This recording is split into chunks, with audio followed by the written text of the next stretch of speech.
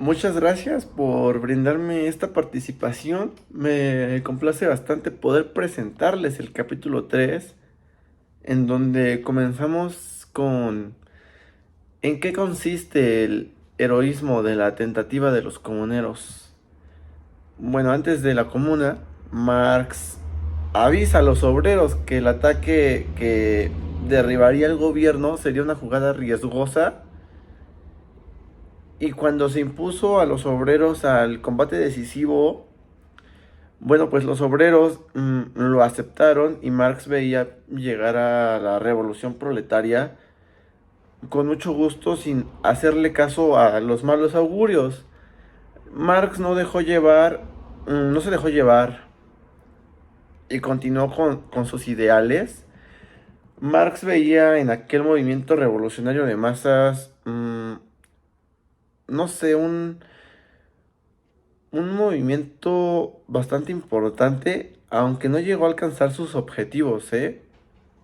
Una experiencia histórica que es de gran importancia, un cierto paso adelante de la revolución proletaria mundial, que fue un pacto, bueno, un paso práctico, ¿no? Más importante que ciertos programas de raciocinios, tal vez, podemos decirlo así, raciocinios, en donde analizar esta experiencia, sacar de ella las enseñanzas técnicas, revisar a la luz de ellas su teoría, es aquí como concebía Marx su misión. La única corrección que Marx consideró necesaria introducir en su manifiesto comunista, se la surgió la experiencia revolucionaria de los comuneros de París.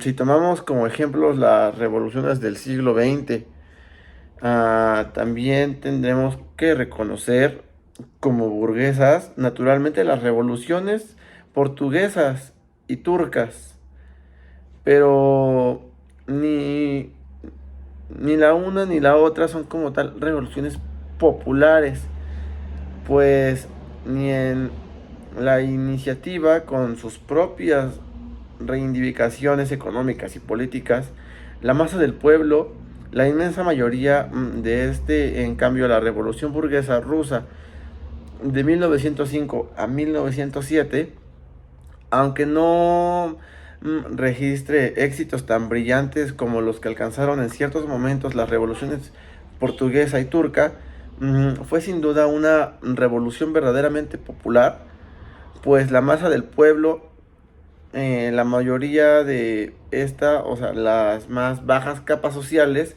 aplastadas por el yugo y la explotación, levantándose por su propia iniciativa, estamparon en todo el curso de la revolución el sello de sus reivindicaciones, de sus intentos de construir su modelo de una nueva sociedad, en lugar de la sociedad vieja que querían destruir.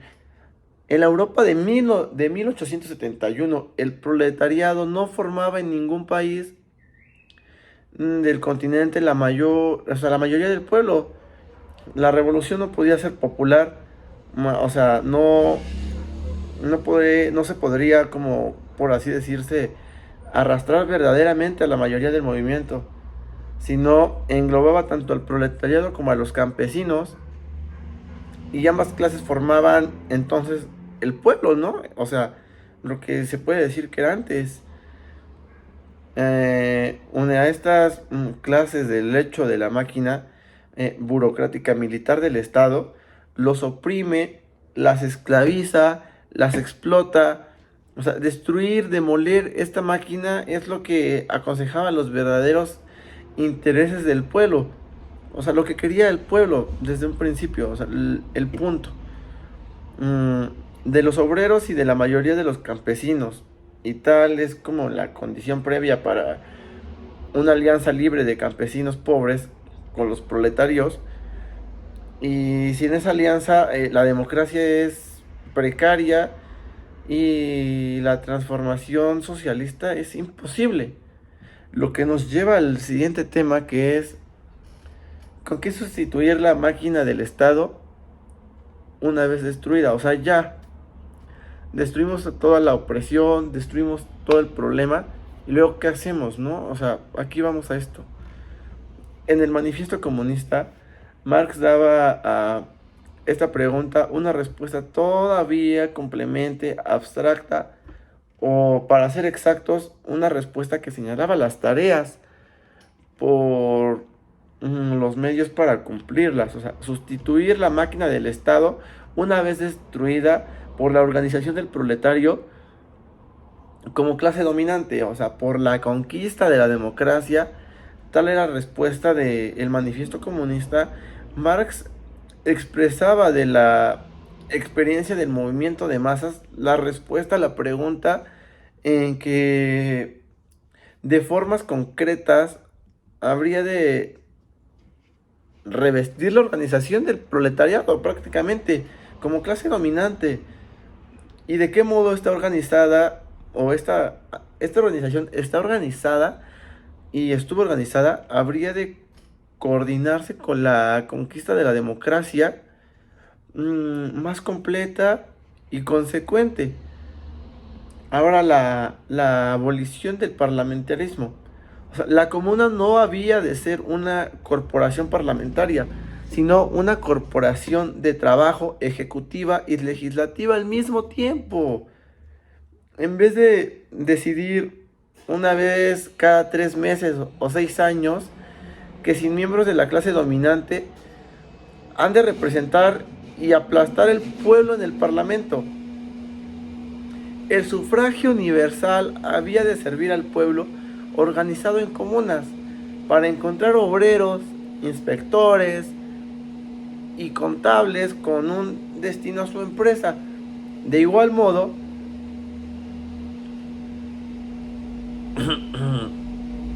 que es decir, o sea, el sufragio individual sirve a cualquier patrono con un mismo fin. Esta notable crítica del parlamentarismo hecha en 1871 también afigura hoy, gracias al predominio del social chauvinismo y del oportunismo entre las palabras olvidadas del marxismo. Los ministros y parlamentarios profesionales, los trabajadores al proletariado y los merchafiles socialistas de nuestros días han dejado por dentro a las anarquías de la crítica del parlamentarismo, y sobre esta base asombrosamente juiciosa han declarado que toda crítica del parlamentario es anarquismo.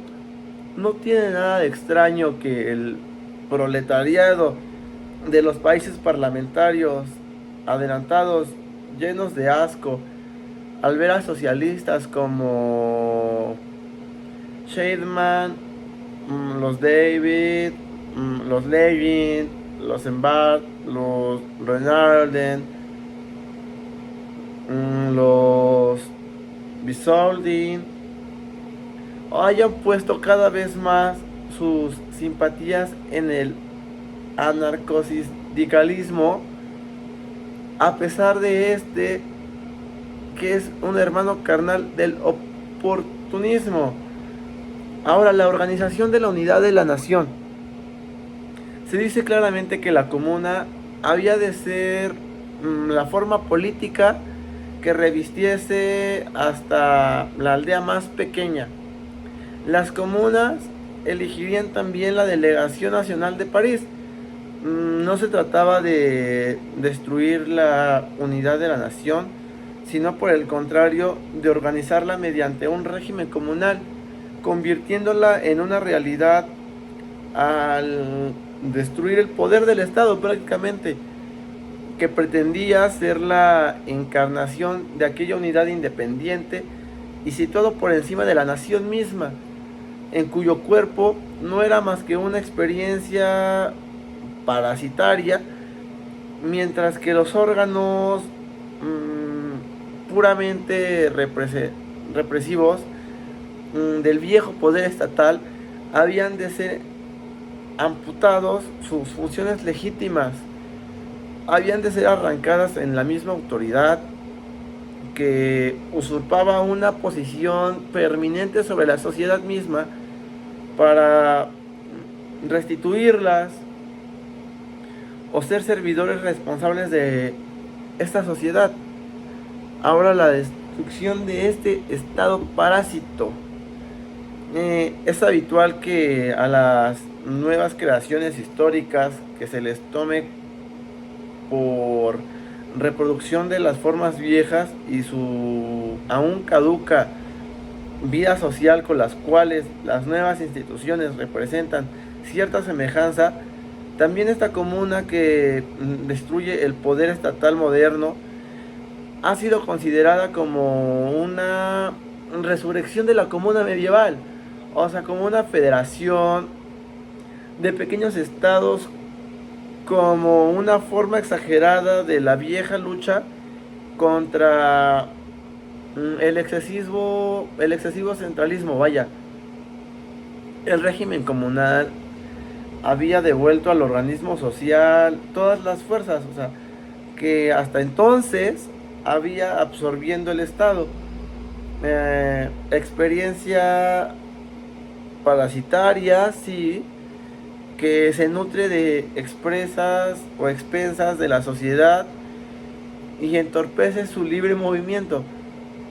Con esto solo hecho habría iniciado la generación de Francia.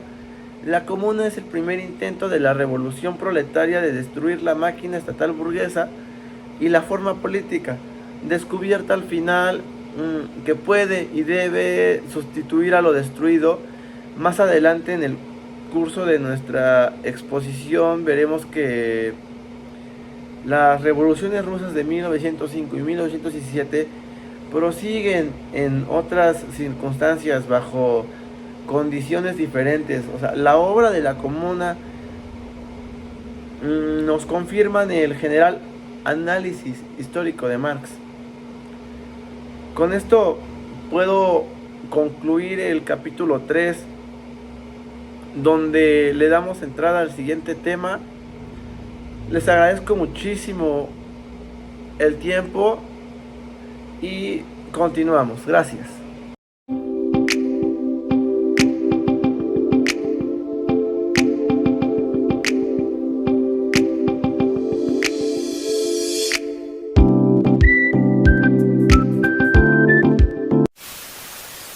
Hola a todos, es un placer volver a compartir espacio con ustedes y pues bueno, estaremos charlando acerca de el libro Estado y Revolución de Lenin, en especial el capítulo que a mí me compete, que es el capítulo 4, titulado Continuación, aclaraciones complementarias de Engels.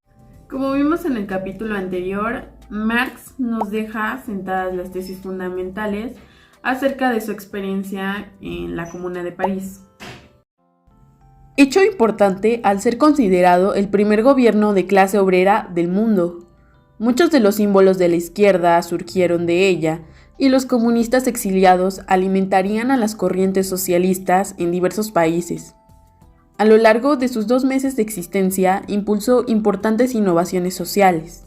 Sin embargo, el movimiento fue rápida y violentamente reprimido por el gobierno de Adolf Thiers, y la Comuna de París finalizó tras muchas muertes, además de condenas y personas huyendo del exilio. Es en este capítulo donde abordaremos más el pensamiento de Engels, a los análisis que llega, al desarrollo de sus ideas y a qué conclusiones va a llegar finalmente Federico Engels. Trataré de ir abordando poco a poco los 6 subtemas de este libro, sin perder los puntos importantes o relevantes y también tratando de hacer que sea fácil de entender. Yo misma he de confesar que se me ha hecho un tanto difícil captar de manera pura las ideas que ellos exponen en esta obra, ya que pienso que es de total importancia tener en cuenta hechos históricos y políticos que se desarrollaron en ese momento. Además de destacar que esos momentos eran bastante turbulentos. No olvidemos que se dio la Revolución Rusa por ahí de 1917, a finales ya de una primera guerra mundial. Engels va a abordar este problema en una de sus obras, publicada en 1872, titulada El problema de la vivienda. Basándose en la experiencia de la Comuna de París, Engels se da cuenta de algunas tareas que tiene la revolución hacia el Estado. Engels además se va a dar cuenta que la relación de oferta y demanda no soluciona nada con el problema de la vivienda, pues solamente son ricos o la clase explotadora la que realmente puede tener acceso a este tipo de viviendas en el sistema oferta y demanda. Engels se dio cuenta de algo importante, que en las grandes ciudades existían edificios con muchas habitaciones que no eran ocupadas por la gran parte de personas. La cosa era que no se les daba un uso racional, por lo que era necesario expropiarlos. Un ejemplo de esto está clarísimo en la Revolución Rusa, en la que vemos un fervor descontento por parte de los ciudadanos al ver al zar de ese momento vivir en un gran palacio junto a su familia y allegados, con cientos de habitaciones vacías, en desuso. Mientras que por otro lado teníamos a la mayoría de trabajadores y campesinos viviendo en condiciones deplorables, refugiados en casas sumamente humildes que apenas si los protegían de los fuertes vientos y fríos que de por sí tiene este país.